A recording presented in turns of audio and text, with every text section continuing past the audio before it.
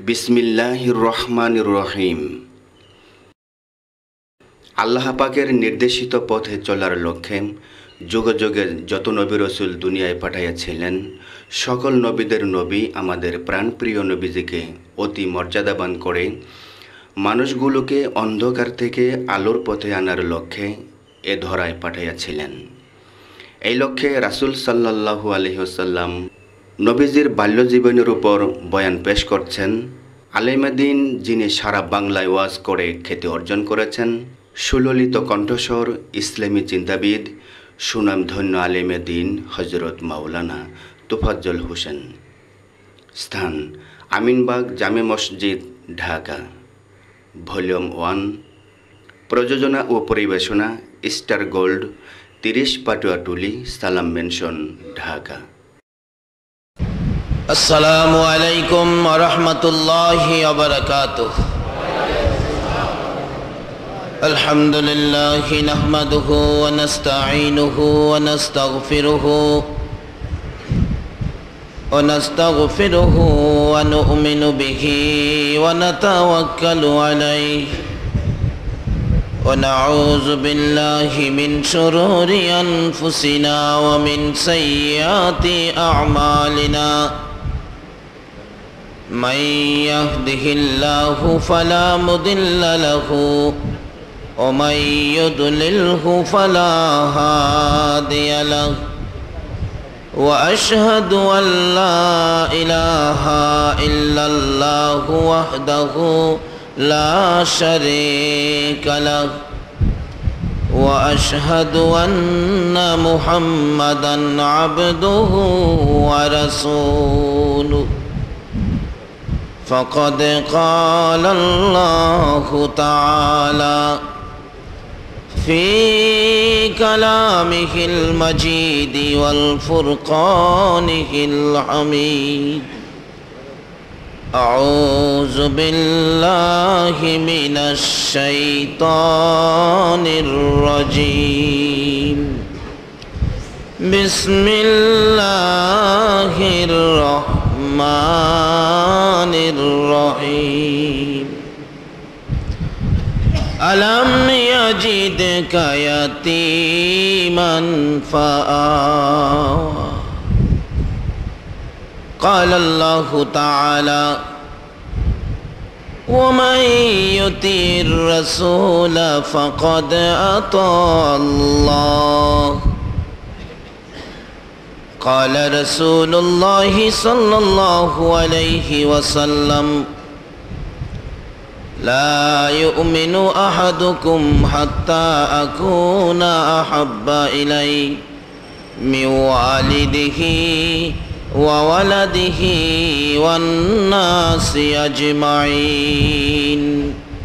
قال الله تعالى في شان حبيبه صلى الله عليه وسلم: إن الله وملائكته يصلون على النبي يا أيها الذين آمنوا صلوا عليه وسلموا تسليما. اللهم صل على سيدنا مولانا محمد وعلى آل سيدنا مولانا محمد. اللهم صل على سيدنا مولانا محمد وعلى آل سيدنا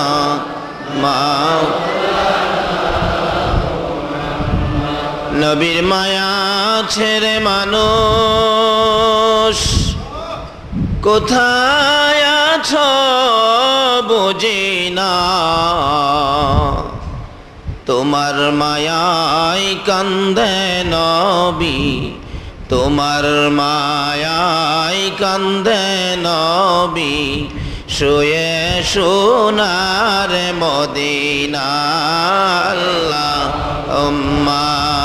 সাল্লি সাইয়্যিদিনা মুহাম্মদ ওয়া আলা আলি সাইয়্যিদিনা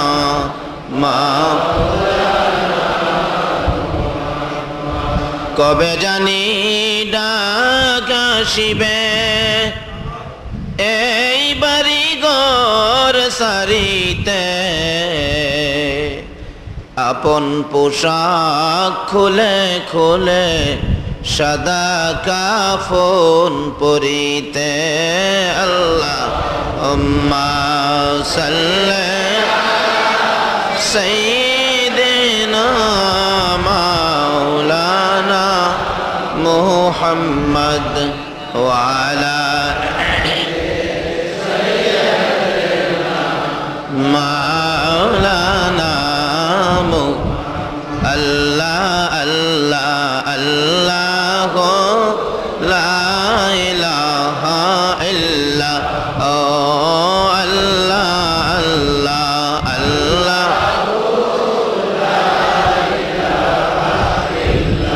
মক্কা ছেড়ে দয়াল নবী মদিনাতে যায় মক্কা ছেড়ে দয়াল নবী মদিনাতে যায় মায়ের দেশের জন্যই নবী মায়ের দেশের জন্যই নবী ফিরে ফিরে চাই নবীজি আল্লাহ আল্লাহ আল্লাহ লা ইলাহা ইল্লা আল্লাহ আল্লাহ আল্লাহ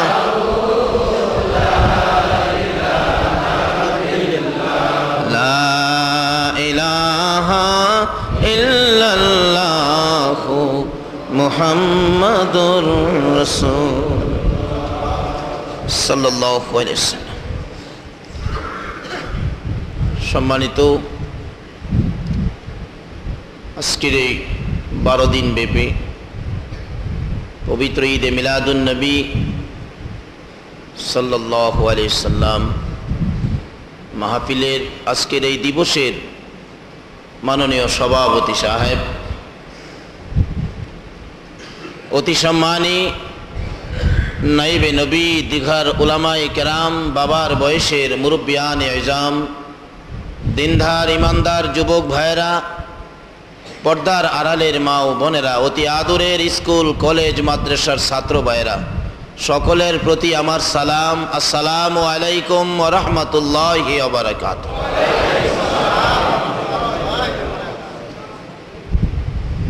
আজকে আমরা মাহে রবিউলে আল্লাহর ঘর মসজিদে উপস্থিত হয়েছি। যেই মাসে মিলাদুন নবী মাহফিলে শরিক হয়েছি, বাংলাতে মাসটার নাম হলো বৈশাখ। বলুন, বাংলাতে মাসের নাম কি? বৈশাখ। এটা শুধু বৈশাখ না, কিন্তু তার সাথে আরেকটা নাম লাগানো আছে। এটা কি বৈশাখ জানি কয়? কাল বৈশাখ।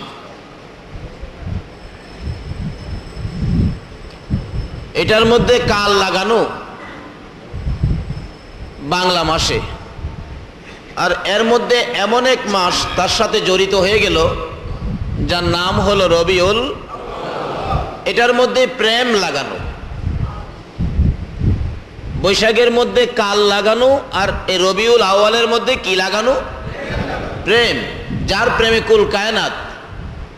আজকে আল্লাহ বুঝি কাল বৈশাখীতে প্রেম কার কত আছে ঢাকা শহরে বুঝি আল্লাহ দেখতে চান। যে নবীর প্রেম ভালোবাসায় কুল কায়নাত, এ নবীর প্রেম ভালোবাসা নিয়ে যারা আল্লাহর ঘর মসজিদে আসছেন,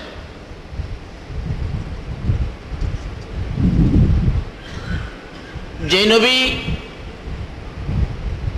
মদিনায় শুইলে জায়গাটা জান্নাত বলে ঘোষণা হয়ে যায়, ওই নবীর প্রেম ভালোবাসায় যেই জায়গায় মানুষ বসে নবীর আলোচনা শুনবে সেই জায়গাটাও জান্নাতের বাগান হয়ে যায়।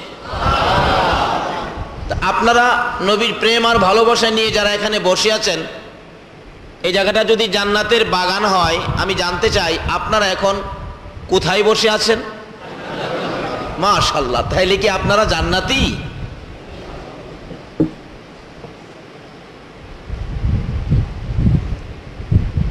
প্রশ্ন আসতে পারে, হুজুর কোন কি এত সহজে আমরা জান্নাতের বাগানে যাইতে পারবো? পারবো কি? আমরা তো আসলামই।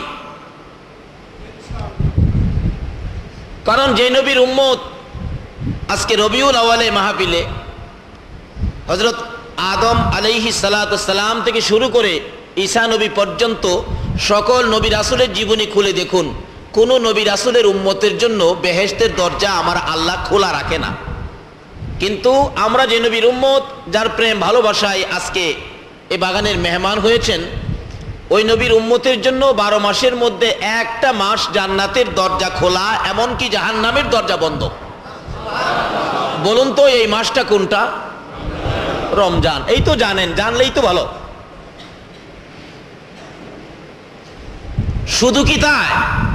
আমার নবী যেদিন মেরাজের সফরে যান, সফরের শেষ পর্যায়ে আল্লাহ বলেন, জিবরাইল আমার বন্ধুকে জান্নাতগুলো দেখিয়ে দাও। নবীজি জান্নাত দেখবেন তো ঘুরতে ঘুরতে দেখতেছেন, হঠাৎ দেখে একটা জান্নাতের বারিন্দার মধ্যে হযরত ইদ্রিস আলাইহিস সালাতু সালাম খুব খুশি মনে বসা। রাসূল বলেন, ইদ্রিস তুমি এখানে? হুজুর আমি পানি খেতে আইছিলাম তো, এত মজার পানি আর বাহির হয় নাই,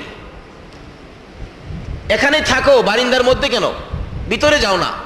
ইদ্রিস আলাইহিস সালাতু সালাম বলেন, ইয়া রাসূলুল্লাহ, প্রত্যেকটা বেহেশতের গেটের মধ্যে লেখা আছে আখিরি নবী উম্মত নিয়ে না আসা পর্যন্ত কারোর জন্য বেহেশতের দরজা খোলা হবে না। আমি তো বারিন্দাতেই থাকি হুজুর, ভিতরে যাইতে পারি না। শুধু কি তাই? আজকে যেই নবীর আগমনের চাঁদে আলোচনা শুনতে আসছেন, এই নবীর উম্মতের জন্য আমার আল্লাহ নিজে বেহেশতের টিকিট কাটে। 10 জন নবীর আশেক নবীর উম্মতের জন্য আমার আল্লাহ নিজে 10টা টিকিট কাটছেন। অথচ আর কোন নবী রাসূলের উম্মতের জন্য আল্লাহ নিজে টিকিট কাটে না। প্রশ্ন আসতে পারে, হুজুর এখনো কি সেই কাউন্টার খোলা আছে? এখনো খোলা।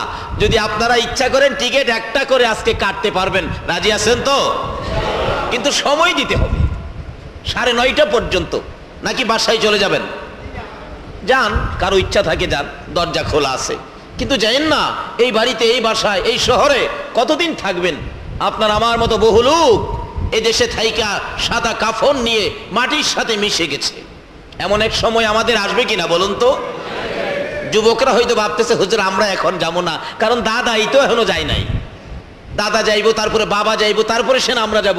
এরকম হয়তো ভাবতে পারে, যেহেতু বিজ্ঞানের যুগ। এরকম ভাবাটা সঠিক হবে না।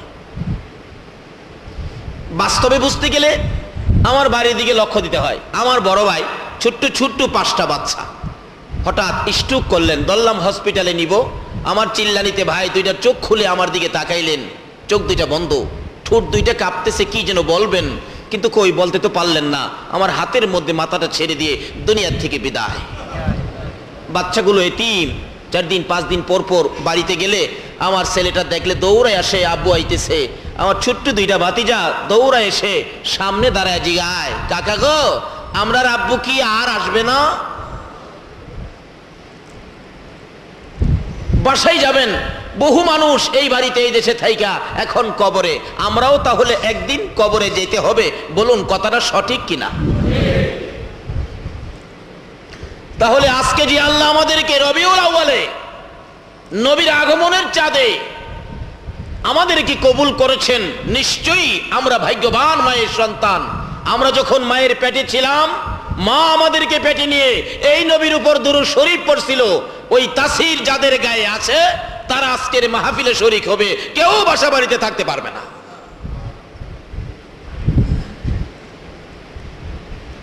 বলে হুজুর এটার প্রমাণ, আসুন প্রমাণ যাই। গাউসে পাক আব্দুল কাদের জিলানী রহমাতুল্লাহ আলাই মার পেটে ছিলেন, মা কোরআন শরীফ পড়ছিলেন, 18 পারার হাফেজা ছিলেন, তো উনি কোরআন শরীফ পড়তেন বাচ্চা পেটে নিয়ে। উনি মার পেটে থাইকা এই রক্তের সাথে জড়িত, তো মার পেটে থেকে কোরআন শরীফ শুনতে শুনতে 18 পারা কোরআন শরীফ হেফজ হয়ে গেল এবং কোরআনের তাসির তার মধ্যে আইসা গেল। 4 বছর বয়সে মাদ্রাসায় পাঠাইছে মা, কোরআন শরীফ শিখবে, আল্লাহ আল্লাহ রাসূলের প্রেম ভালোবাসা শিখবে। উস্তাদ সবক দেন আউযুবিল্লাহি মিনাশ শাইতানির রাজিম বিসমিল্লাহির রহমানির রহিম, আর ছাত্র পড়ে আউযুবিল্লাহ বিসমিল্লাহ সূরা ফাতিহা সূরা বাকারা। উস্তাদ তো আশ্চর্য, কয় কিরে, যাইতে যাইতে যাইতে যাইতে 18 পারা শেষ করে কে হুজুর এবার এর পরের থেকে সবক দেন। কেন? এই তাসিরটা মায়ের পেট থেকে মার আমল ছিল। আজকে যেই মার আমলে দুরুদ আছে, ওই মায়ের সন্তানেরা নবীর আশিক পাগল হয়েছে। নবীর দুরুদের আওয়াজ কানে শুনলে আর বাড়িতে থাকতে পারবে না। তাহলে 9:30 পর্যন্ত আজকের মাহফিলে সময় দিতে আপনারা রাজি আছেন? তো কে কে রাজি একটু হাত তুলে দেখান তো দেখি। মাশাআল্লাহ। আসুন। ছেড়ে দে নৌকা মাঝি যাব মদিনায়, বলুন ছেড়ে দে নৌকা মাঝি। এই এত নরম সুরে কয়ে যাই পারবেন মদিনায়, একটু শক্তি দিয়া কর না। ছেড়ে দে নৌকা মাঝি যাব মদিনায়, বলুন ছেড়ে দে নৌকা মাঝি। দিনে রাইতে কান্দে নবী উম্মতের মায়ায়, দিনে রাইতে কান্দে নবী উম্মতের মায়ায়। ছেড়ে দে নৌকা মাঝি যাব মদিনায়, ছেড়ে দে নৌকা মাঝি। আল্লাহ নামের পাল তুলিয়া নবীর নামে নাও বাসাইয়া, প্রেম সাগরে ঘুরতে আছি তুলে নাও নাই, প্রেম সাগরে ঘুরতে আছি তুলে নাও নাই। ছেড়ে দে নৌকা মাঝি যাব মদিনায়, ছেড়ে দে নৌকা মাঝি। দিনে রাইতে কান্দে নবী উম্মতের মায়ায়, দিনে রাইতে কান্দে নবী উম্মতের মায়ায়। ছেড়ে দে নৌকা মাঝি যাব মদিনায়, ছেড়ে দে নৌকা মাঝি। আসুন রওনা হই মদিনার দিকে, যাইতে রাজি আছেন না?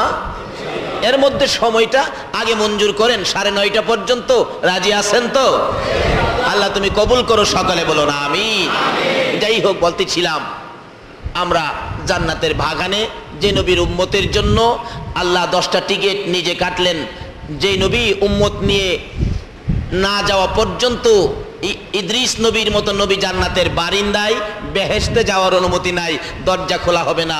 সেই নবীর উম্মত করে যে আল্লাহ আজকে পবিত্র রবিউল আউয়ালে ঈদে মিলাদুন নবীর মাহফিলে আসার বসার তৌফিক দিলেন, সে আল্লাহর শুকর আদায় করে সকলে একবার বলুন আলহামদুলিল্লাহ। আওয়াজটা আর একটু গর্জিয়াস হলে ভালো হয়। নবীর আগমনে আপনারা খুশি না বেজার? কোন কোন ব্যক্তি আছে এদেশে, আমাদের দেশে, তারা খুশি হয় না, বেজার হয়। কারণ ঈদকে খুশি, ঈদে মিলাদুন নবী বললে তারা সহ্য করতে পারে না। তাহলে বোঝা গেল তারা নবীর আগমনকে খুশি, এদের কাছে ভালো লাগে না, খুশি হইতে চায় না, এরা বেজার থাকে, এরা ঈদে মিলাদুন নবী মানে না। আমরা যারা ঈদে মিলাদুন নবী মানি, ঈদ অর্থ তো খুশি। আপনারা কি নবীর আগমনে খুশি না বেজার? তাহলে খুশির সহিত আরেকটু জোরে আবারও বলুন আলহামদুলিল্লাহ। মাশাআল্লাহ, এই তো সুন্দর আওয়াজ হয়েছে। আচ্ছা জবাব দেন তো, আমরা আলহামদুলিল্লাহ বলে শুকর আদায় করেছি কার? তাই নাকি? কোন আল্লাহ? আল্লাহ চিনেন তো? যার দেশে থাকি, যার জমিনে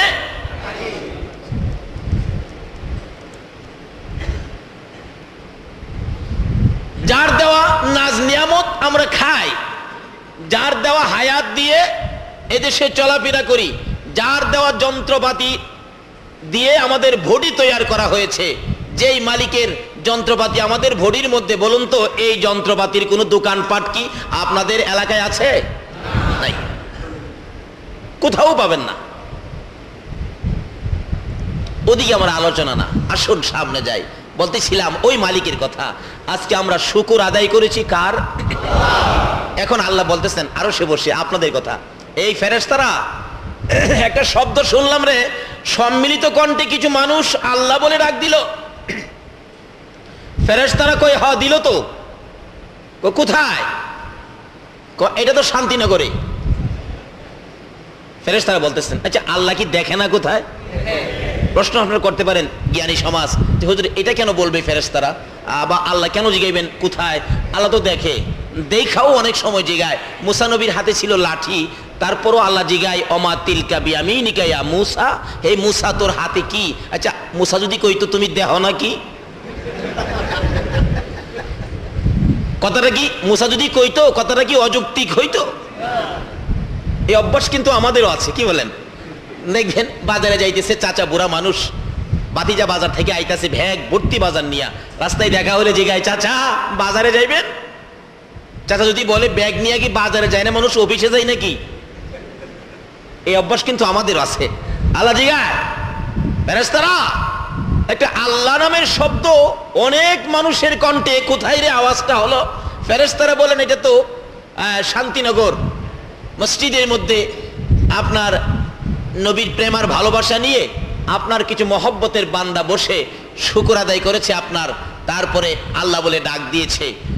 আল্লাহ বলেন শোন, তারা আমার আল্লাহ কইছে তো? বলে হ্যাঁ কইছে তো।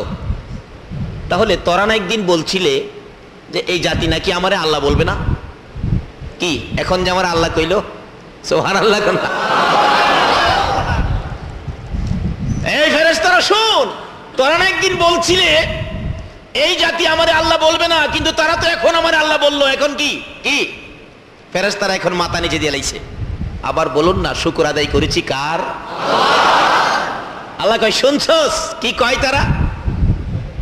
ফেরেশতারা শোন, মাথা নিচে দিস না, এই যে আমার বান্দারা আমারে আল্লাহ কইলো, আমার যে কত ভালো লাগতেছে জানোস?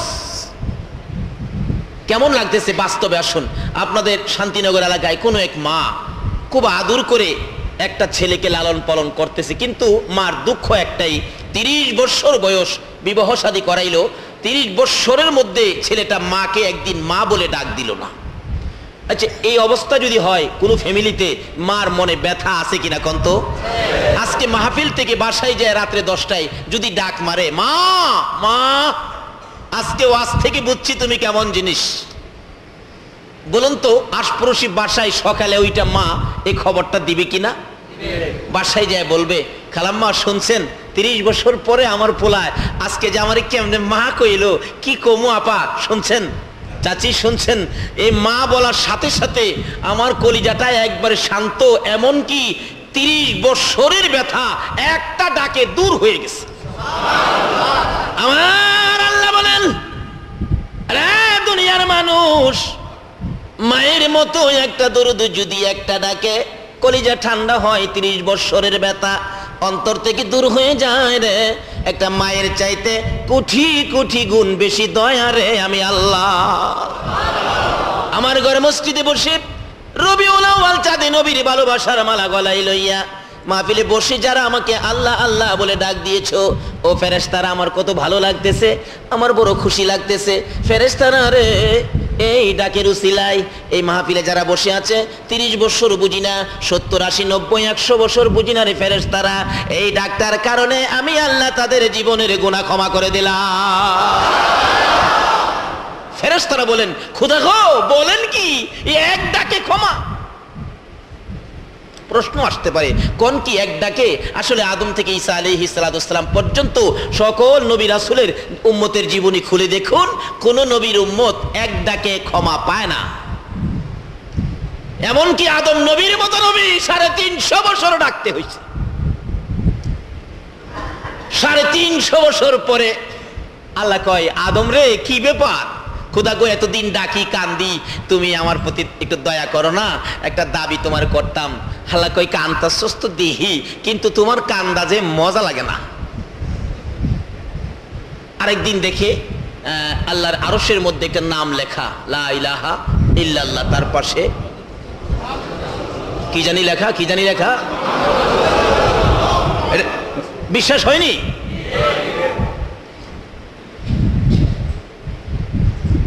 যে আদম নবী একদিন তার সন্তানদের সামনে ওয়াজ করতেছেন। 120 জোড়া সন্তানের বাবা ছিলেন আদম, 20 জোড়া, এর মধ্যে একজন খালি হয়েছিল একা, যিনি হযরত শীষ নবী। কিন্তু জোড়া করলে নবীর নূর 2 ভাগ হয়ে যাবে, এই জন্য শুধু শীষ নবীরে একা দিছে আমার আল্লাহ। কেন? শীষ নবীর কপালে আদম নবীর কপাল থেকে আমার আপনার নবীর নূর মুবারক তার শিবাংশ। আদম আলাইহিস সালাম ওয়াজ করতেছেন সকল সন্তানদের সামনে। ওয়াজের সাবজেক্টটা ছিল আখিরি নবী। যেমন আজকে আমার সাবজেক্ট হলো নবীজির বাল্যকাল। আস্তে আস্তে সামনে যাইতেছি, কষ্ট হইতাছে না তো আপনাদের? কারণ এই জায়গাটার নাম শান্তিনগর, কি বলেন? এখানে তো কষ্ট হওয়ার কথা না, নিশ্চয়ই এলাকায় শান্তি বেশি আছে, বিদায় জায়গাটার নাম হয়েছে শান্তিনগর।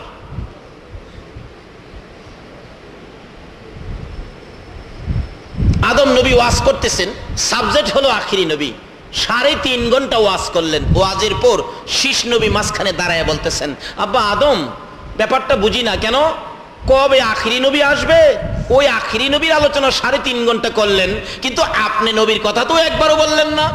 আদম নবী কয়, বাবা শীষ, জানোস না কিচ্ছু, খালি করস ফিস ফিস। কোন কি? আরে আখিরি নবীর সাথে আমি আদমের আলোচনা কি করব? আমার তো প্রশ্নই আসে না। ওই নবীর উম্মত যারা হবে রে শীষ, ওই নবীর উম্মতের মধ্যে এমন কতগুলো গুণ থাকবে, গুণের নাম্বার বলেছে আদম নবী 5। ওই নবীর উম্মতের মধ্যে এমন 5টা গুণ থাকবে, যে এই 5টা গুণ আমি আদম নবীর মধ্যে নাই। শীষ নবী বলেন, আব্বা বলেন কি? আশ্চর্য কথা। হ্যাঁ, কোন কি? এত গুণে গুণান্বিত হবে আখিরি নবীর উম্মত, কি বলেন? এই গুণ আমাদের মধ্যে থাকা দরকার আছে কি না?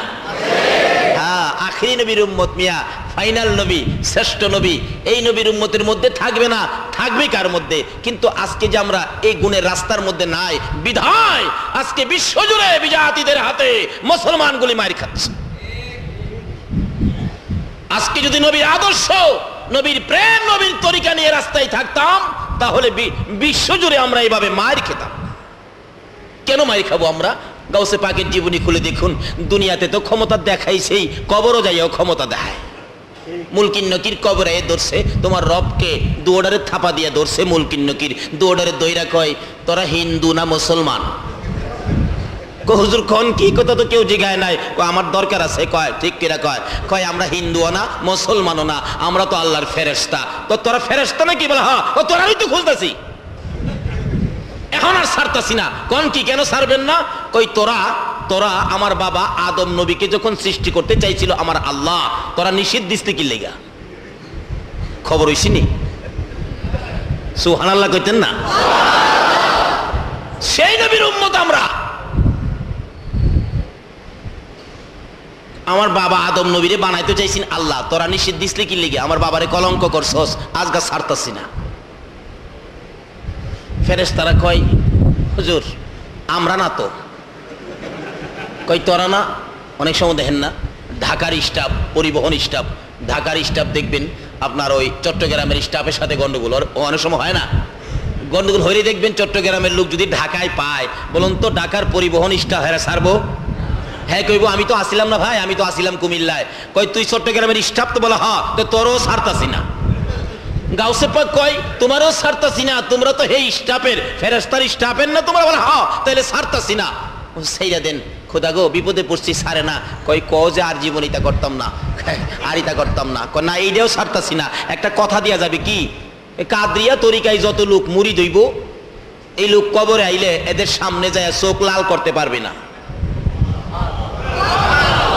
এদের সাথে কথা বলবে সোজা হইয়া, আসবি আবার সোজা হইয়া যাবি। ঠিক আছে হুজুর, কথা দিলাম, এদের সাথে বাড়াবাড়ি করতাম না। সুবহানাল্লাহ। এইটা হইল আখিরি নবীর উম্মত। ওয়াজ করতেছেন আদম আলাইহিস সালাম, বাবা শীষ, জানোস না কিচ্ছু, খালি ফিস ফিস করস। শুন, এই নবীর উম্মতের কত গুণ হবে। কেমন গুণ? 1 নাম্বার গুণ হবে, এই নবীর উম্মত যত গুনাহই করুক না কেন, ডাক দেওয়ার সাথে সাথে আল্লাহ মাফ করে দিবে। আর আমি আদম 350 বছর। কথাটা বুঝাইতে পারছি কি? 2 নাম্বার গুণ, এই নবীর উম্মত যেখানে বৈশা গুনাহটা করছে, এখান থেকে ডাক দিলেই মাফ।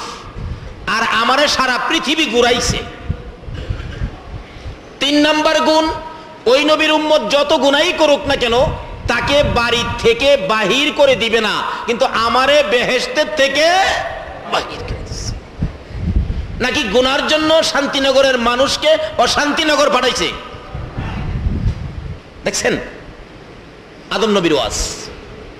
4 নাম্বার গুণ, ওই নবীর উম্মত যত গুনাই করুক না কেন তার কাছ থেকে তার বিবিকে দূরে সরাইয়া দিবে না। কোন কি আব্বা? 5 নাম্বার গুণ, ওই নবীর উম্মতেরা যত গুনাই করুক না কেন তার পরনের কাপড় খুইলা উলঙ্গ করবে না। আমাকে আর তোর মা হাওয়াকে উলঙ্গ করে দিয়েছে। আজকে এই নবীর আদর্শ নাই, এই নবীর আলোচনা নাই, এই নবীর প্রেম আর ভালোবাসা নাই, বিধায় আজকে সোনার বাংলা নাম দিলাম কিন্তু রূপার বাংলা করতে পারলাম না। আজকে পাথর আর বালির দেশ মদিনা, যারা দেখেন এই নবীর প্রেম আর ভালোবাসা দিয়ে বালু আর পাথরের দেশ সোনার মদিনা হয়ে গেছে। আমি বলবো এইভাবে যদি জায়গায় জায়গায় সোনার নবীর আলোচনা, সোনার নবীর আদর্শ, প্রেমের নবীর ভালোবাসা, প্রেমের মালা যদি এই দেশের মানুষ গলায় দিতে পারে, নিশ্চয়ই একদিন সোনার বাংলার জমিনে আমার আল্লাহ সোনার খনি করে দিবেন ইনশাআল্লাহ। আল্লাহ তুমি কবুল করো, সকালে বলুন আমিন। নবীর মায়া ছেড়ে মানুষ কোথায় আছো বুঝি না, তোমার মায়ায় কান্দে নবী শুয়ে সোনার মদিনা। আল্লাহুম্মা সাল্লি মাওলানা মুহাম্মদ ওয়া আলা মাওলানা বালাগাল উলা বিকামালিহি কাশাফাদ দুজা বিজামালিহি হাসনাত জামিউ খিসালিহি সাল্লাল্লাহু আলাইহি। এবার শীষ নবী বলেন, আব্বা আদম পয়েন্ট তো বুঝলাম, 5টা গুণ বুঝলাম, তবে একটা কথা বলি কি, আপনারে তো ফেরেশতারা সেজদা করছে, আদম নবী আপনারে তো ফেরেশতা সেজদা করছে, আখিরি নবীরে কি ফেরেশতারা সেজদা করব? আদম নবী কই বেটা আগেই তো কইছি কিছুই বুঝোস না, খালি ফিস ফিস খামা করস, বেটা সেজদা হি আমারে করছে। আচ্ছা মসজিদে যারা নামাজ পড়েন সেজদা কি মসজিদে করেন? সেজদা কারে করেন? তো মসজিদে আয়া সেজদা করেন কারে? আদম কই এই ফিস ফিস ফিস করস বেটা, দেখতে মনে হয়েছে, শুনতে মনে হয়েছে সেজদা আমারে করছে, হাকিকতে সেজদা আমারে না রে, আমার কপালে আখিরি নবীর নূর জুলাইতো ছিল, সেজদা হাকিকতে আখিরি নবীকে করা হয়েছে। শীষ নবী কই এইবার বুঝাইছে, শুরু থেকে যে নবীর উম্মতের এত মর্যাদা, আজকের এই মাহফিলে ফেরেশতারা প্রশ্ন করতেছেন, খোদা গো এক ডাকে মাফ করে দিলেন, অথচ অন্যান্য নবী রাসূলের উম্মতেরা যদি কোনো পাপ হয়ে যেত কিভাবে ক্ষমা নিব, খালি কৌশল খুঁজে রাস্তা খুঁজে কিভাবে ক্ষমা নিব, খালি রাস্তা খুঁজে কিভাবে ক্ষমা নিব। অন্য নবী রাসূলের উম্মতেরা রাস্তা খুঁজে কিভাবে জীবনের গুনাহগুলো ক্ষমা নিব, আর আমার আল্লাহ রাস্তা খুঁজে কিভাবে আখিরি নবীর উম্মতের ক্ষমা দিব। জোরে কোন সুবহানাল্লাহ। কুল ইয়া ইবাদিয়াল্লাযীনা আসরাফু, আল্লাহ ঘোষণা দিয়েছে, কুল ইয়া ইবাদিয়াল্লাযীনা আসরাফু আলা আনফুসিহিম লা তাকনাতু মির রাহমাতিল্লাহ ইন্নাল্লাহা ইয়াগফিরুয যুনুবা জামিআ ইন্নাহু হুয়াল গফুরুর রহিম। তারা গুনাহ করেছে, ক্ষমা চায়, ক্ষমা পায় না। আমরা গুনাহ করেছি, ক্ষমা চাই না, আমার আল্লাহ ক্ষমা দেয়। আমার আল্লাহ বলেন ফেরেশতারা রে, তারা আমার যেই বন্ধুর উম্মত, আমার বন্ধুরে 63 বছর জিন্দেগি, বন্ধুর চোখের থেকে উম্মতের মায়ায় পানি দূর হয় না। রাত্র ভরে নবী কোনোদিন ঘুমায় না, উম্মতের মায়ায় নবী কান্দে। পেট ভরে নবী কোনোদিন খানা খায় না, উম্মতের মায়ায় কান্দে। আমার নবী যেদিন মেরাজের সফরে রওনা হবেন, আমার আল্লাহ নির্দেশ করেন, জিবরাইল রে আমার বন্ধুকে নিয়ে আসো, আজকে আমার বাড়ির মেহমান। ও জিবরাইল, জান্নাত থেকে একটু বুরাক নিয়ে যাও। বুরাক নিয়ে রওনা হবেন। আমার আল্লাহ বলেন, জিবরাইল রে আমার বন্ধু উম্মতের মায়ায় কান্দে রে, জীবনে কোনোদিন ভালো পোশাক গায়ে দেয় না। জিবরাইল, আমার বন্ধু মেহমান হয়ে আসবে, এই তালি দেওয়া পোশাক আরশ বহনকারী ফেরেশতারা দেখবে, আকাশের ফেরেশতারা দেখবে রে, জান্নাতের হুরবালারা দেখবে। না না, আমি এটা সইতে পারবো না। আমার বন্ধুর জন্য জান্নাত থেকে সুন্দর পোশাক নিয়ে যা, পোশাক সহ বুরাক সহ। জিবরাইল যখন নবীর দরবারে হাজির হলেন, লম্বা ঘটনা, হুজুর উঠুন, পোশাক গায়ে দেন, জান্নাতি পোশাক, বেড়াইতে যাবেন। আমার নবী পোশাকের দিকে তাকাইয়া দুইটা চোখের পানি জর জর করে ছেড়ে দিলেন। জিবরাইল, এত সুন্দর পোশাক আমার জন্য আনছো, আমার উম্মতেরা পাইবনি। জিবরাইল বললেন, হুজুর আপনি বেড়াইতে যাবেন, আপনার জন্য বাজেট, আপনার উম্মতের জন্য নয়। আমার নবী দুইটা চোখের পানি ছেড়ে ছেড়ে বলেন, জিবরাইল রে এই পোশাক যদি আমার উম্মতের জন্য বাজেট না হয়, আমি রাসূল গায়ে দিব না।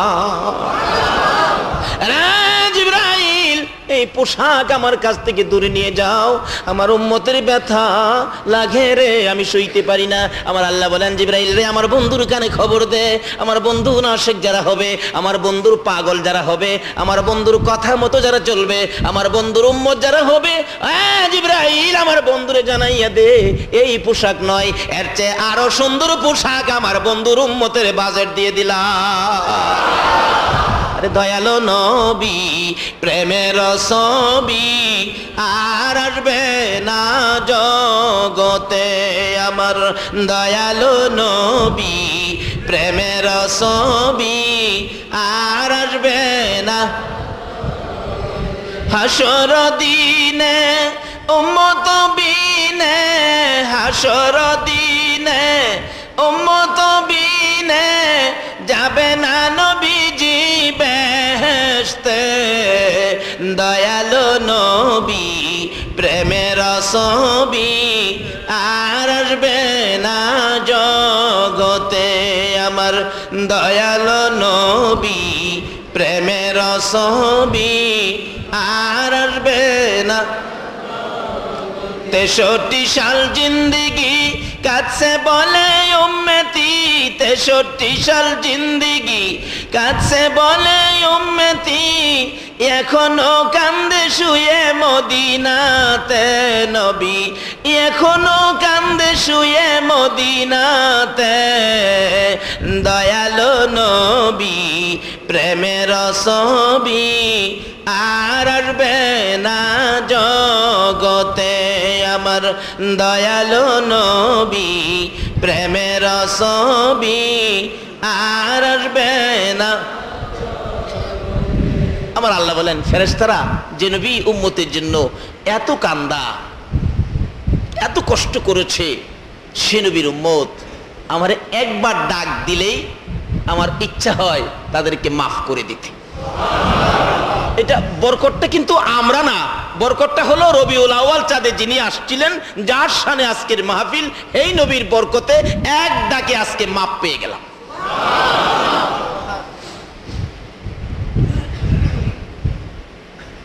প্রশ্ন আসতে পারে, হুজুর কোন কি এক ডাকে মাপ পেয়ে গেলাম, বললেন যে আমরা মাপ পাইছি কি না এটা বুঝবো কিভাবে?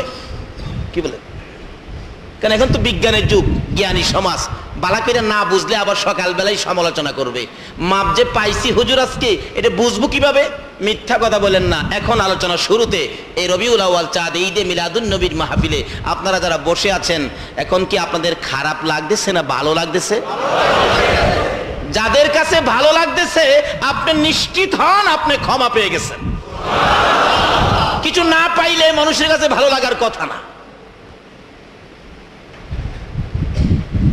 কিছু পাইলে মানুষ ভালো লাগে। বিয়ায় আসছে, আইসা বলছে, ভাই ঢাকার পাঙ্গাস মাছ নাকি বড় বড় মাছ আসে, আমার জন্য বাজারে গেলে পাঙ্গাস মাছ আনবেন, আমি খুশি হব।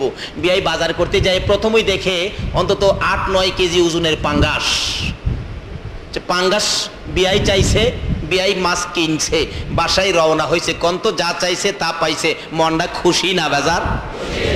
মাফের ঘোষণা হয়েছে, যারা মাপ পাইছে তাদের কাছে খুশি লাগবে, আনন্দ লাগবে, মনে কোনো টেনশন নাই, বাসাবাড়ির খবর নাই, এখানে আরো সময় আলোচনা শুনবো, এরকম মনের মধ্যে ভাব আসবে। এখন কি আপনাদের এরকম পরিবেশ হয়েছে কিনা বলুন তো? যাদের কাছে এরকম লাগতেছে আপনি নিশ্চিত হবেন বাচ্চার মার কাছে যায় কইবে আজকে মাপ পেয়ে গেছি।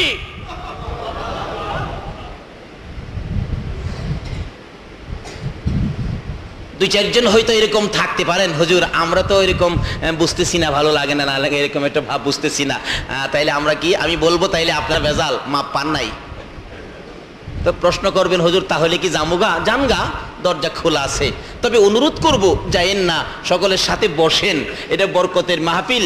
মাহফিল শেষে আখিরি মোনাজাত, আজকের জন্য যে মোনাজাত হবে, মোনাজাতে হাত বাড়াইলে আল্লাহ হয়তো একথা বলতেও পারেন, ফেরেশতারা এতগুলো মানুষের সাথে যারা মাপ পায়ে গেল তাদের সাথে তো দেখা যায় ওই পেচাইনাগুলিও হাত বাড়াইছে, এরাও তো গেল না, দেখা যায় হাত বাড়ায় রাখছে রে, আর কি ব্যাপার কি? ফেরেশতারা কয় খোদা গো, মনে হয় এরা মাহফিল লাগে আবার হাত বাড়াইছে স্পেশাল ভাবে। আল্লাহ কয় অত মানুষ ক্ষমা দিলাম, আর দুই চারটার ফেরত দিয়া লাভ কি?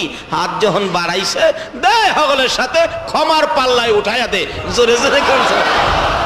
অনেক সময় চাউলের বস্তা, চাউলের সাথে পাথরের কণা আসে না, আসে না? চাউলের সাথে যদি পাথরের কণা একদমে আসতে পারে, আজকে ঈদে মিলাদুন নবী রবিউল আউয়াল চাঁদে এটুক কাজটি আমার আল্লাহ করতে পারবে না? বসুন, আখিরি মোনাজাত পর্যন্ত সকলেই টের পাবেন, আন্তাজ পাবেন যে আজকে ক্ষমা পেয়ে গেছি। মোনাজাতের পর আখিরি মোনাজাত আজকের জন্য শেষ হবে, বাসায় যাবেন, বাড়িতে যাবেন, যে যেখানেই যাবেন, যাওয়ার সময় যদি দেখেন শরীরটা হালকা লাগে, মনটার শান্তি লাগে, তাহলে মনে করবেন কারবার হয়ে গেছে। আসুন আলোচনায় ঢুকি। বলতেছিলাম যে নবীর উম্মতকে আমার আল্লাহ এক ডাকে ক্ষমা দেয়, কারণ আমার নবী এই উম্মতের জন্য বহুত কান্দা কাঁদছেন, এই জন্য আল্লাহ আমাদেরকে মায়া করে এক ডাকে ক্ষমা করে দিয়েছেন। ফেরেশতারা এখন বলতেছেন খোদা গো, এক ডাকে তো ক্ষমা করে দিলেন বুঝলাম, কিন্তু তারা যে আপনার শুকর আদায় করলো এর বিনিময়ে কিছু দিবেন না? ফেরেশতারাও উঠায় দেয় কথা।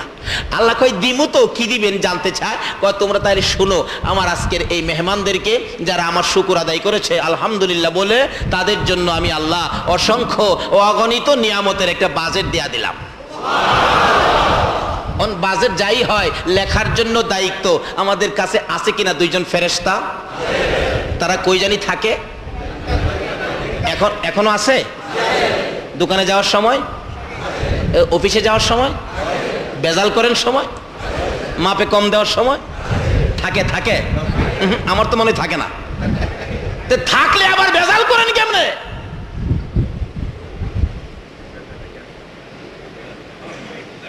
এক বেচারা গরিব মানুষ তো, সয় সম্পদ কম, চাকরি বাকরিও নাই, রুজি রোজগার নাই, এলাকার মানুষ কয় তোরে বিয়া করাই দেই, বিয়া করাইলে হয়তো মহিলার রিজিকের উপরে তোর রিজিকের বরকত হইতে পারে। বিয়া করে দিচ্ছি ঠিক, কিন্তু 6 মাসের মধ্যে হ্যাঁ বিবি সাহেব আর একটা মাছ খাওয়াইতে পারে নাই। 6 মাস পরে বিবি সাহেব আফসোস করে বলতেছেন, বাবাই কই বিয়ে দিল, 6 মাসে একটা মাছ আমারে খাওয়াইতে পারলো না, দুঃখ। ছেলেও বৈশা বলতেছে হায় আফসোস, দুঃখ, তোমাকে বিয়ে করার আগে প্রত্যেক দিন বড় বড় মাছ, দেশি মুরগ খাইতাম, ফার্মের মুরগ না, দেশি। তোমাকে বিয়ে করার পর থেকে মুরগ তো দূরের কথা, মাছও আনতে পারি না, কি কপাল। চাচি দোনহের বাড়ি থেকে শুইনা কয়, কিরে কেরামত আলী তুই কবে মাছ আনছিলি? মাইরে লাইছে, চাচি তো হইনা লাইছে, কয় চাচি যেদিন মাছ আনছিলাম তুমি বাড়িতে আসলা না। আপনি মাছ আনার দিন চাচি বাড়িতে নাও থাকতে পারে, আপনি কি ভাবতেছেন অফিসে যায় যখন কলম দ্বারা অপরাধ করেন, দোকানে যায় বাটকিরা দ্বারা অপরাধ করেন, ওই সময় কি 2 ফেরেশতা কাঁধে থাকে না? সাবধান হন, সময় থাকতে হুঁশিয়ার হন। রবিউল আউয়াল চাঁদ, যেই নবীর উম্মতের এত মর্যাদা, আজকে বিশ্ববাজারে মার খাবে কেন? ভুলে গেছি নবীর বিধান, ভুলে গেছি নবীর প্রেম, ভুলে গেছি নবীর তরিকা, ভুলে গেছি নবীর দেওয়া রাস্তা। আসুন, নবীর বাল্যকাল আজকে আমার সাবজেক্ট। বাল্যকাল থেকে নবী কি করেছেন সেদিকে যাচ্ছি। কষ্ট হইতেছে না তো আপনাদের? আসুন আগে বাড়ি। যাই হোক, এবার বাজেট দিলেন আমার আল্লাহ। কি বাজেট? অসংখ্য অগণিত নিয়ামত আমি আজকের মেহমানদেরকে দিয়ে দিলাম। 2 জন ফেরেশতা কাদের থেকে শুরু করছে, এই কি বাজেটটা লেহস না? কই কি লিখবি? ওই আল্লাহ যে বাজেট দিল তাদের জন্য দায়িত্ব তো আমাদের লিখতে হবে। তো একজন আরেকজনকে বলতেছেন লেখো লেখো। ওই কি লিখবি? বাজেট কি দিছি শুনছস? অসংখ্য অগণিত। জ্ঞানী সমাজ, বলুন তো অসংখ্য বলতে গেলে লেখার কিছু আছে? এখানে কি লিখবেন? অসংখ্য, অগণিত। কি লিখবেন? দুইজন টুনটুনি করতেছে, আল্লাহ কই টুনটুনি করস কে? কই টুনটুনি করবো না। কি বাজেট দিলেন? অসংখ্য, অগণিত, সংখ্যা নাই, গণনা নাই। এই রবিউল আউয়াল চাঁদে যে দিলেন, এটা কি আমরা লিখবো কি? এটা তো বুঝতে পারতেছি না। আমার আল্লাহ কই মিয়ানে আশেকে মাশুকের মজিস কিরমান কাতিবিন রাহাম, খবর নিস ফেরেশতারা রে, আজকের এই চাঁদে আমার বান্দাদের বাজেট রে ফেরেশতারা, এই রবিউল আউয়াল চাঁদে আমার এই বান্দাদের বাজেট দিলাম রে, যে বাজেটের খবর কিরমান কাতিবিন জানবে না। কোন কি আমাদেরকে লেখার দায়িত্ব দিলেন, আমরা জানবো না, তাহলে এগুলি হিসাব কিতাব আমাদের কাছ থেকে নিবেন না? আল্লাহ কই এত মাতবুরি করিস না, হগল হিসাব তোরার দেওয়া লাগতো না, আমিও বুঝা নিব। জোরে জোরে খাচ্ছি। কেন বুঝা নিব? বাস্তবে আসুন না। আচ্ছা বলুন তো, আমরা যে নবী পাইলাম, এই নবী কি শেষ কিনা? নাকি নবীর পরে আরো নবী আইব? নবী শ্রেষ্ঠ নবী এবং শেষ নবী, শ্রেষ্ঠ নবী শেষ নবী। আচ্ছা বলুন তো, শ্রেষ্ঠ খেলাটা, শেষ খেলাটা বিশ্বকাপের খেলার মধ্যে এটা কোন খেলাটা কই আমরা? ফাইনাল। ফাইনাল। আচ্ছা ফাইনাল খেলার পর কি আর খেলা আছে? আল্লাহ কয় আমার নবীগণের মধ্যে ফাইনাল নবী, শ্রেষ্ঠ নবী হলো আমার এই নবী মুহাম্মাদুর রাসূলুল্লাহ। আর এই নবীর উম্মত যারা, তারাও তো ফাইনাল। ফাইনাল খেলার পরে খেলা নাই, খালি আছে পুরস্কার বিতরণী। আগে দেখবেন পয়েন্ট গনে, কেন কে কতটুকু পয়েন্ট, কে কত রান, কার কত উইকেট। কিন্তু যখন ফাইনাল খেলা, তখন উইকেট নাই, রান নাই, খালি কে হারলো কে জিতলো। আচ্ছা ফাইনাল খেলার মধ্যে নবী আমরার ফাইনাল, উম্মত আমরার ফাইনাল। কি কোন? আসলে ফাইনাল খেলতে কে না চায়? মুসা নবী চাইছিল খেলতে ফাইনাল খেলা, খালি কই রব্বি আরিনি, আমি তোমারে দেখতাম। আল্লাহ জবাব দেয় লান তারানি, পারতি না। কয় আল্লাহ একটা ফাইনাল তোমার লগে খেলতাম। আল্লাহ কই ফাইনাল খেলার প্লেয়ার তুই হইছস না, খালি খেলোয়াড় ওইলেই হইতো না। বাংলাদেশের প্লেয়াররা বিশ্বকাপে যায় না খেলতো ভাই সাহেব? আচ্ছা কোন তো বাংলাদেশের প্লেয়াররা যাওয়াবেলা দেখবেন মন্ত্রী মিনিস্টাররা এয়ারপোর্টে যায়, জিগায় বাবারা যাইতেছেন যে কেমন মনে করেন, আপনারা কি কতটুকু কি করতে পারবেন? কয় আশা তো করি চ্যাম্পিয়ন হব। দুই চারটে খেললা লুড়ালে বাড়িতে করে আশা কে না করে মিয়া। মুসা নবী আশা করে খুদারে দেখতো। আল্লাহ কই পারতি না? কই তোমার কইলেই খালি কেউ পারতাম না, একদিন দেখা দিয়া দেখো না পারি কিনা। এটাও তো যুক্তিসঙ্গত, কি বলেন? দেখা দিয়া দেখো না পারি কিনা। আল্লাহ কই মুসা তো বড় পটফুড়ি করে, যা তুর পাহাড়ে যাইস দেখা দিমু। সকালবেলা আত্মুখ ধুয়ে গিয়ে বেরিয়েছি দেখতো। আল্লাহ 70,000 নূরের পর্দার ভিতর থেকে একটা পর্দা উঠায়া সুইয়ের মাথা পরিমাণ ছেদ্র দিয়া নূরের জলক তুর পাহাড়ে মারলে পাথর পুইরা ছাই, মুসা বেহুশ। তাই ফাইনাল খেলতো গেছে। আল্লাহ কই মুসা রে, হ্যাঁ মুসা, হ্যাঁ তোর আল্লাহরে কেমন দেখছস? কই কি এর দেখলাম, কি যেন বিজলি মারলো, আমি তো বেহুশ হই। আল্লাহ কই এইটা তুই পারতি না, এইটা খেলাটা খেলবো আমার বন্ধু আখিরি নবী, শ্রেষ্ঠ নবী, শেষ নবী ফাইনাল খেলা খেলবে। যেই খেলা দেখে আমার আল্লাহ নিজে আশ্চর্য হইয়া কোরআন শরীফে সুবহান শব্দ উচ্চারণ করেছে, করে নাই? সুবহানাল্লাযী আসরা। এই খেলা আমার আখিরি নবী ছাড়া কেউ পারবে না। তাহলে সেই নবীর উম্মত আমরা, নবীও ফাইনাল, উম্মতও ফাইনাল। আর কিসের হিসাব কিতাব, বাজেটের কোনো হিসাব জানানোর দরকারই নাই। আল্লাহ বলেন ফাইনাল খেলার মধ্যে যারা জিততে পারে তারা চ্যাম্পিয়ন পাবে, আর যারা হাইরা যাবে তারা রানার্স আপ পাবে। আমরা যেই পর্যায়ের মেহমান, কেউ হবেন চ্যাম্পিয়ন, আবার কেউ হবেন রানার্স আপ। ফেরেশতারা কি হিসাব করতো? জোরে জোরে কান সুবহানাল্লাহ। ফেরেশতাদের মাথা একটু গরম, বুঝি না বাজেট দায়িত্ব লেখার আমাদের, আপনি লেখার দায়িত্ব দিলেন না, হিসাব কিতাব কি করব না করবো। আচ্ছা ঠিক আছে, আপনি না কইলেও আমরা নেতা আছে, সকল ফেরেশতার নেতা আসেনি, আসেনি নেতা জিব্রাইল ডেকে কয় জিব্রাইল কি একটা খবর জিগাইতাম আপনারে। কি খবর? খবর হলো আজকে একটা বাজেট হলো। অহন কইতাছে একটা বাজেট যে হইল অসংখ্য অগণিত, এই আখিরি নবীর উম্মতের রবিউল আউয়াল চাঁদে বাজেট দিল। এটা ব্যাপারটা বুঝতে পারতেছি না, গণনার অবস্থাটা অসংখ্য অগণিত, বুঝি না ব্যাপারটা, মাথায় আসে না। জিব্রাইল কই তোরার মাথায় কি আইতো? আমি যে তোরা সর্দার, আমারই তো মাথায় না। কোন কি? হ্যাঁ কি ব্যাপার, আমরা তো বুঝি না আজকের বাজেট। জিব্রাইল কই আমি বুঝি না আরো আগের বাজেট। কেমন? একটা রাত্র দেওয়া হয়েছে নবীর উম্মতেরে, আপনাদেরকে আমাদেরকে কি বাজেট? যার নাম লাইলাতুল কদর। জিবরাইল বলেন এই রাত্রের বাজেট ছিল 1000 মাসের চাইতে বেশি। এই ফেরেশতারা শুন, পেটপিটি করস খামাখা।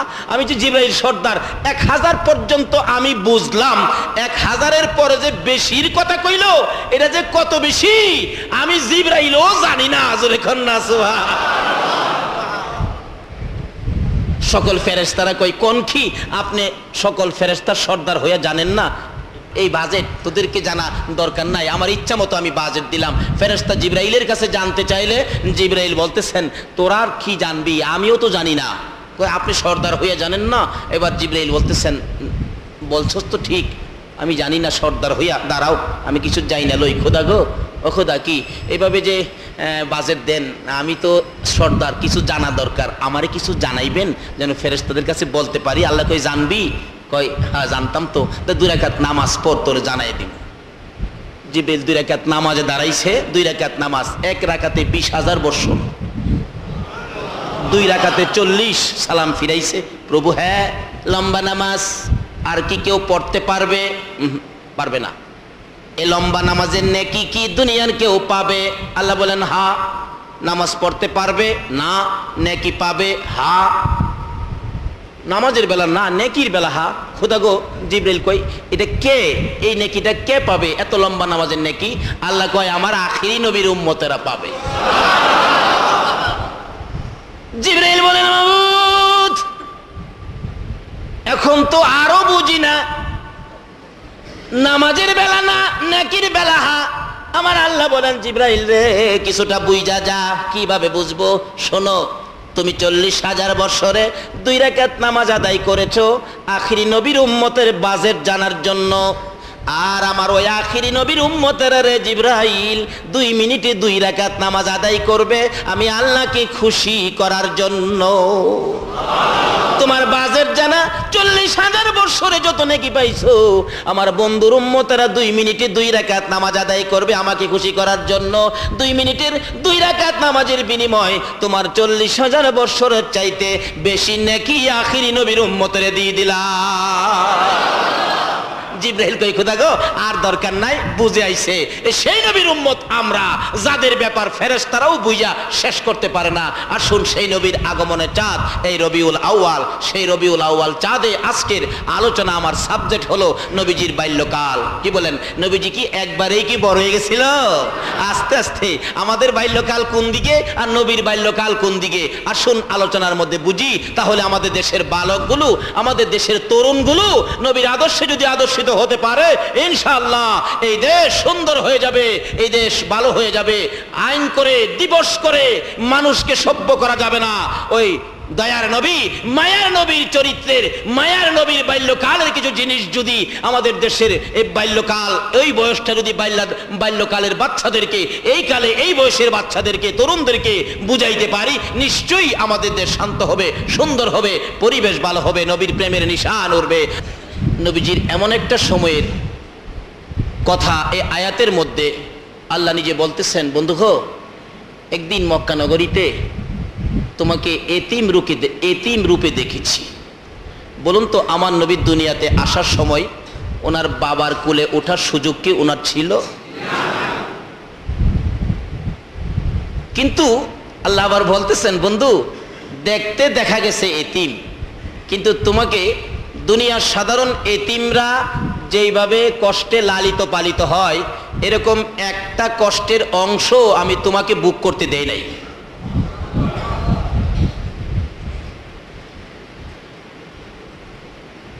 নবীজি যখন মা হালিমার ঘরে, মা হালিমা আমার আপনার নবীকে যখন দুধ খাওয়াইতেন, নবীজি এক স্তনের দুধ খাইতেন, আর স্তনের দুধ নবী ওনার দুধ ভাইয়ের জন্য রাখতেন। কোনোদিন এই দুধ খায়া ওই দুধে মুখ দিতেন না। কিন্তু এটা সাবজেক্ট না, সাবজেক্ট হলো নবীজিকে এতিমের অবস্থা নবীকে বুক করতে দেওয়া হয় নাই। আমরা তো এতিম হইলে, একটু বড় হইলে কেউ লাথি মারে, কেউ ধাক্কা মারে। আবার কোনো মানুষ আছে এতিম সুযোগ পাইলে বাড়িঘর থেকে বাইর কিনা এই বাড়িটা আত্মসাৎ করে, এরকম আছে কিনা বলুন তো? আল্লাহ বলেন বন্ধু গো, তোমার বাবা নাই বলে তুমি কিন্তু অসহায় না, এতিম তো অসহায়, তুমি কিন্তু অসহায় না, তোমার পক্ষে রয়ে গেছি আমি আল্লাহ।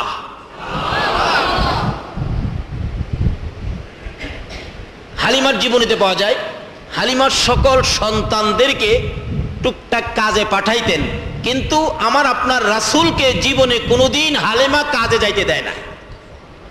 তাইলে নবীজির আদর কম না বেশি? আর কি জোরে কোন? অন্য ভাইয়েরা বকরি চড়াইতে যাইতেন, কিন্তু নবীজি কোনোদিন যাইতেন না। কেন? দিতেন না। এবং কাজের ফাঁকে ফাঁকে আইসা কুলে নিতেন। হালিমা বলেন, যেদিন আমার এই বাবা মুহাম্মদকে কুলে না নিছি, এদিন আমার একটা না একটা বিপদ হইছই। যেদিন গাফলতি করে আমার আপনার নবীকে হালিমা কুলে নেয় নাই, এদিন খবর পাইছে মাঠের মধ্যে বকরি মেরে গেছে গা। আল্লাহ কই, বন্ধু গো, তোমার আদর এত বাড়াইলাম, অথচ এতিম। আচ্ছা, একদিন নবীজি বলতেছেন মা, দুধ মাকে, মা আমি আমার ভাইদের সাথে একটু মাঠে যাই। হালিমা বলেন, না বাবা, তুমি মাঠে গেলে আমি সহ্য করতে পারবো না, তুমি মাঠে যাই না। না, আমার মন চাইতেছে যাব মাঠে। উনি মাঠে গেলে চেহারা কত সুন্দর, আল্লাহু আকবার কন্যা। যিনি মাঠে নামলে আকাশের মেঘের টুকরা আইসা মাথার উপর ছায়া দিত।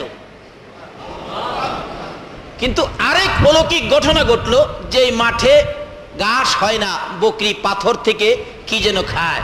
কিন্তু যে রাস্তা দিয়ে শিশু নবী আমার আপনার নবী মাঠে গিয়ে চারদিক দেখতে আসছে, এত সুন্দর। উনি কে? তার দুধ ভাই বলেন, আমার দুধ ভাই, বাড়ি তো মক্কাতে, সকলে দেখতে আসেন। চারদিক দিয়ে ঘেরাও করে দেখা গেল নবীজি যে জায়গাটা হাঁটেন, যেদিকে হাঁটা যাইতে চান, এই পায়ের কদম মুবারক ফালাইলে, পিচের পাওটা উঠাইলে এই পায়ের নিচ থেকে বরকতের ঘাস বাহির হয়। এই ঘাস দেখে বকরিগুলো দৌড়ায় আসে, আইসা একটা কামড় ঘাস খাইলেই বকরিগুলো সঙ্গে সঙ্গে মোটা তাজা হয়ে যায়। এই অবস্থা হয়ে গেল এলাকার মাঠের মধ্যে। সারা রাখালেরা বকরি নিয়ে আইসা গেলেন এখানে, চারদিকে দাঁড়ায় রয়েছে। নবীজি হাটে পায়ের নিচ থেকে বরকতের ঘাস বাহির হয়, আর বকরি খায়া মোটা তাজা হয়। এই করতে করতে সন্ধ্যা হয়ে গেছে, কিন্তু কোনো রাখাল বাড়িতে যাওয়ার ইচ্ছা নাই। আজকে সেই নবীর আলোচনা আয়োজন শোনার জন্য বসে আছেন, আপনাদের কি বাড়িতে যাওয়ার ইচ্ছা আছে? যাবেন কিছুক্ষণ পর। এই করতে করতে কিতাব বলেন সন্ধ্যা হয়ে যায়। যে দেশের সন্ধ্যায় বাঘ ভাল্লুক বাহির হয়, আমাদের দেশের সন্ধ্যায় পিস্তলওয়ালা বাহির হয়, হাইজেকার বাহির হয়। যে দেশের সন্ধ্যায় বাঘ ভাল্লুক বাহির হয়। সন্ধ্যা হয়ে যায়, কেন আসতেছে না?